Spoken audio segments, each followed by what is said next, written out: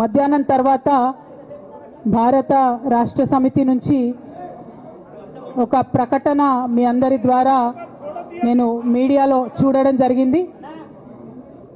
మరి బీఆర్ఎస్ నుండి వచ్చినటువంటి ఈ ప్రకటనలో పార్టీ ఎమ్మెల్సీ శ్రీమతి కె కవిత ఇటీవలి కాలంలో ప్రవర్తిస్తున్న తీరుతెన్నులు, కొనసాగిస్తున్న పార్టీ వ్యతిరేక కార్యకలాపాలు బీఆర్ఎస్ పార్టీకి నష్టం కలిగించే రీతిలో ఉన్నందున పార్టీ అధిష్టానం ఈ విషయాన్ని తీవ్రంగా పరిగణిస్తున్నది.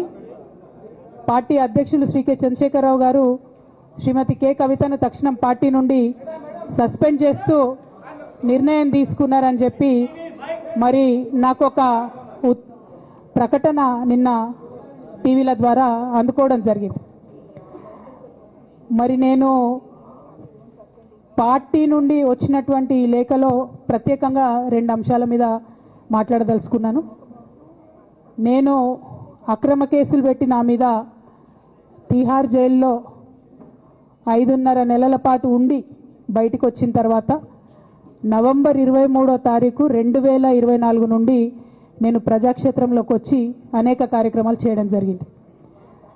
మరి నేను చేసినటువంటి పనులలో మొట్టమొదటిది ఒక బిడ్డ హాస్టల్లో చనిపోతే ఆమెను విజిట్ చేసి, అట్లానే గురుకులాల్లో జరుగుతున్నటువంటి అన్యాయాల మీద మొట్టమొదటి కార్యక్రమం తీసుకొని నేను మాట్లాడినా.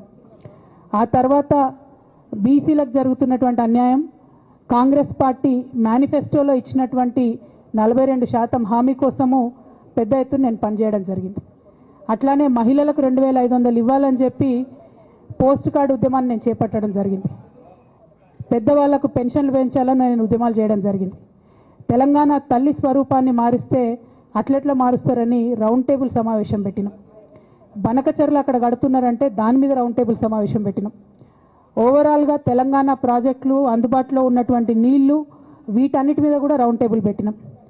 భద్రాచలం దగ్గర 5 గ్రామాలు ముంపు సమస్య ఉంది, ఎవరు పట్టించుకుంటలేరంటే వాళ్ళని పిలిపించుకొని రౌండ్ టేబుల్ సమావేశం పెట్టి ప్రభుత్వం మీద ఒత్తిడి తీసుకొచ్చే కార్యక్రమం చేసినాం.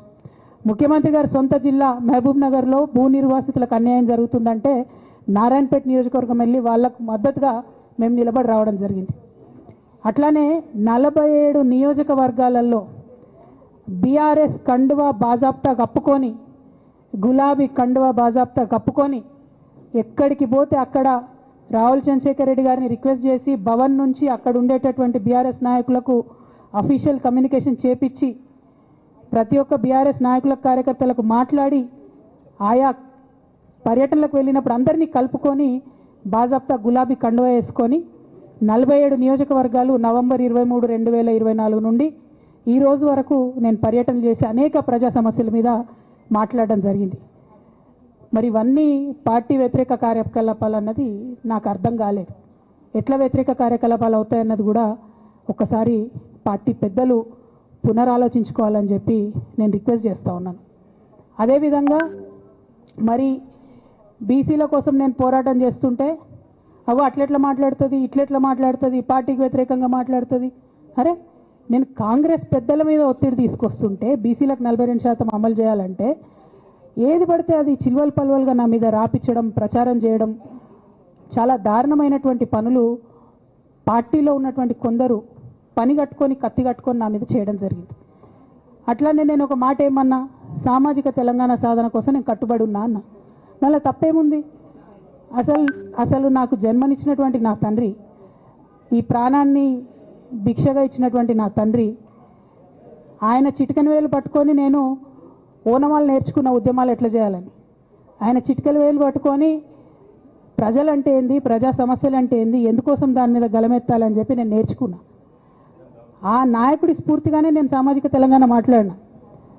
భారతదేశం మొత్తంలో ఇన్ని రాష్ట్రాల్లో ముఖ్యమంత్రులు అయితే 75 ఏళ్ళ స్వతంత్ర భారతదేశం, 79 ఏళ్ళు స్వతంత్ర భారతదేశంలో దళితులకి 3 ఎకరాల భూమి ఇస్తా అని చెప్పినటువంటి ఏకైక గొప్ప నాయకుడు కేసీఆర్ గారు. ఆయన దగ్గర నుంచే కదా నేను సామాజిక తెలంగాణ ఎజెండా నేర్చుకున్నది. బీసీలకు ఎవరు వృత్తి పనిదారులు ఉంటే వాళ్ళకి చేయూతనిస్తా అని చెప్పినటువంటి ఏకైక ముఖ్యమంత్రి కేసీఆర్ గారు. చెప్పినట్టుగా డబ్బులు ఇచ్చిండు కూడా, ప్రతి కులాన్ని కాపాడుకునే ప్రయత్నం చేసిండు. అది కాదా సామాజిక తెలంగాణ? నేను మే 1 నాడు లేబర్ డే రోజు మాట్లాడితే దాన్ని చిల్వలు పలువలు చేసి సామాజిక తెలంగాణ పేరుతోని కవిత పార్టీ పెడుతుందని చెప్పి నేను నిన్న చెప్పిన ఇద్దరు పేర్లు పని కట్టుకొని నా మీద దుష్ప్రచారం చేసిండ్రు. నేనేమైనా తప్పు మాట్లాడినా? బీఆర్ఎస్ పార్టీ వ్యతిరేకమా సామాజిక తెలంగాణ నినాదానికి? బీఆర్ఎస్ పార్టీకి సామాజిక తెలంగాణ అవసరం లేదా? భౌగోళిక తెలంగాణ వస్తే సరిపోతుందా? బంగారు తెలంగాణ కావాలని కేసీఆర్ గారు ఇచ్చిన నినాదమే కదా. బంగారు తెలంగాణ అంటే ఏంది? హరీష్ రావు ఇంట్లో బంగారం ఉంటే, సంతోష్ రావు ఇంట్లో బంగారం ఉంటే బంగారు తెలంగాణ అవుతుందా? కాదు కదా. ప్రతి ఒక్క సమాజం బాగుంటేనే బంగారు తెలంగాణ అవుతుంది. నేను అదే కదా మాట్లాడినా. దానికి ఇష్టం వచ్చినట్టు నా మీద స్టోరీ లేపిస్తే నేను భవన్లో పోయి కూర్చొని బాజాప్తా, ఎక్కడో కాదు, బయట ప్రెస్ మీట్ పెట్టలేదు, ఏ ప్రెస్ క్లబ్లో పెట్టలేదు, డైరెక్ట్గా తెలంగాణ భవన్ నా ఆఫీస్ అండి, నా పార్టీ భవన్లో పోయి కూర్చొని నేనేం చెప్పినా? నా మీద కుట్రలు జరుగుతున్నది, నా మీద విషప్రచారం జరుగుతున్నది అని చెప్పిన. నేను రామన్నను బుజ్జగించి గడ్డం పట్టుకొని అడుగుతా ఉన్నా, అన్న నీ చెల్లెని, ఒక మహిళా ఎమ్మెల్సీని మన పార్టీ ఆఫీస్లో కూర్చొని నా మీద కుట్రలు జరుగుతున్నాయని నేనంటే మీరు వర్కింగ్ ప్రెసిడెంట్గా ఉన్నారన్నా, ఫోన్ చేయరా అన్న నాకు?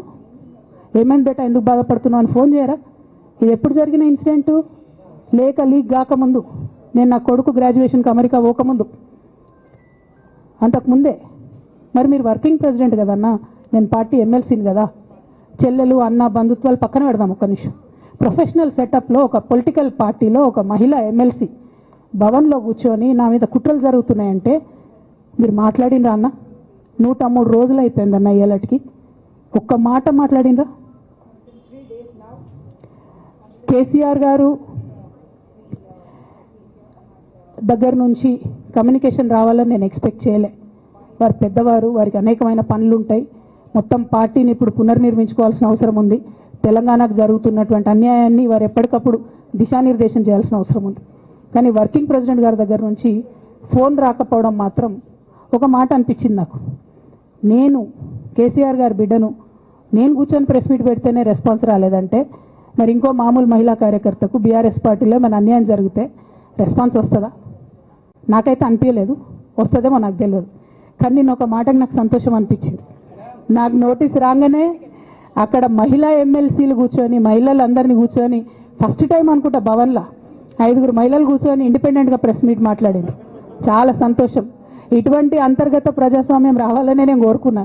మహిళలకు, ఎస్సీలకు, ఎస్టీలకు, బహుజనులకు కోటరీల అడ్డంకులు లేకుండా యాక్సెస్ రావాలి. అది మైక్కి యాక్సెస్ రావాలి, బాస్కి యాక్సెస్ రావాలనే నేను అనుకున్నా. అది జరిగింది, చాలా సంతోషం. నన్ను సస్పెండ్ చేసినాక అయినా పర్లేదు, కానీ జరిగింది. నిన్న మహిళలందరూ కూర్చొని మాట్లాడి నేనేమంటున్నా అంటే, కేసీఆర్ గారు, కేటీఆర్ గారు, నేను, మా కుటుంబం, మాది రక్త సంబంధం. పదవులు పోతేనో, పార్టీలకు వెళ్ళి సస్పెండ్ చేస్తేనో పోయేటటువంటి బంధం కాదు. కానీ ఎవరైతే వెస్టెడ్ ఇంట్రెస్ట్ ఉన్న పార్టీలు ఉంటారో, పార్టీలో ఉండి కేవలం డబ్బు సంపాదించుకోవాలనేటటువంటి ఒక ఆలోచనతో, వ్యక్తిగత లబ్ధి పొందాలనేటటువంటి ఆలోచనతో ఉన్నటువంటి వ్యక్తులు, వాళ్ళకి కావాల్సింది ఏంది? మేము ముగ్గురం కలిసి ఉండొద్దు, మా కుటుంబం బాగుండొద్దు, మా కుటుంబం విచ్ఛిన్నమైతేనే వాళ్ళకి అధికారం వస్తుంది. దాంట్లో భాగంగా ఇవాళ మొదటి స్టెప్పు నన్ను బయటేసిరు పార్టీలోకి వెళ్ళి. అది ఇక్కడితో ఆగదు. నేను గౌరవనీయులు పెద్దలు దైవ సమానులు కేసీఆర్ గారిని విజ్ఞప్తి చేస్తా ఉన్నా, మీకు ఒక సూచన చేస్తా ఉన్నా. దయచేసి మీ చుట్టూ ఏం జరుగుతున్నదో ఒకసారి చూసుకోండి నాన్న. నన్ను ఇవాళ బయటకు పంపొచ్చు, నేను మీలాగా స్ట్రేట్ ఫార్వర్డ్ ఉంటా, నిజాలు మాట్లాడతా. నేను ఉద్యమం నేపథ్యం నుండి వచ్చిన కాబట్టి నాగ్గా, ఉన్నది లేనట్టుగా, లేనిది ఉన్నట్టుగా, మోసం చేయాలని చెప్పో ఇంకోటి చేయాలని చెప్పో మాట్లాడను. స్ట్రేట్ ఫార్వర్డ్గా ఇష్యూస్ మాట్లాడతా కాబట్టి నన్ను ఇలా బలి చేసిండ్రు, పర్వాలే. కానీ రేపటి నాడు ఇదే ప్రమాదం రామన్నకు కూడా పొంచుంది, రేపటి నాడు ఇదే ప్రమాదం మీకు కూడా పొంచుంది. అల్టిమేట్గా బీఆర్ఎస్ పార్టీని హస్తగతం చేసుకోవడానికి జరుగుతున్నటువంటి కుట్రలో భాగంగానే ఇవాళ నన్ను ఎలిమినేట్ చేయడం జరిగింది.